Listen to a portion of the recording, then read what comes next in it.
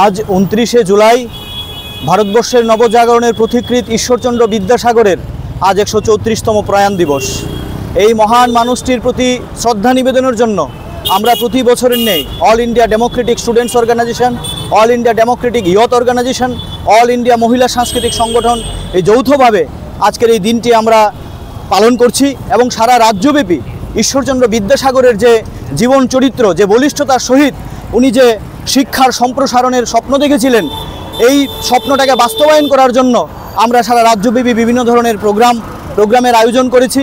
উনি সেই সময়ে যে প্রচলিত যে ধ্যান ধারণা, প্রচলিত কুসংস্কার, সামন্তী সমাজের বিরুদ্ধে ওনার যে বলিষ্ঠ পদক্ষেপ, সেই পদক্ষেপকে আজকের দিনেও যে স্বপ্ন তাকে আজকে আমাদের বলিষ্ঠতার সহিত তার প্রতিবাদে যেতে হবে। এবং যে তিনি যে স্বপ্ন দেখেছিলেন যে বৈজ্ঞানিক ধর্মনিরপেক্ষ গণতান্ত্রিক শিক্ষা ব্যবস্থা, আজও কিন্তু বৈজ্ঞানিক ধর্মনিরপেক্ষ গণতান্ত্রিক শিক্ষা ব্যবস্থা চালু হয়নি। আপনারা জানেন এই আজকের দিনে 2020 সালে জাতীয় শিক্ষানীতি 2020 চালু হয়েছে।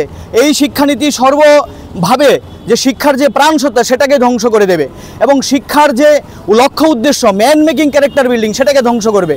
ফলে আজকের এই 29 জুলাই ঈশ্বরচন্দ্র বিদ্যাসাগরের এই প্রয়াণ দিবসে আমাদের দাবি যে ধর্মনিরপেক্ষ গণতান্ত্রিক বৈজ্ঞানিক শিক্ষা ব্যবস্থা যে স্বপ্ন দেখেছিলেন সেই স্বপ্নকে আজকে পূরণ করতে হবে।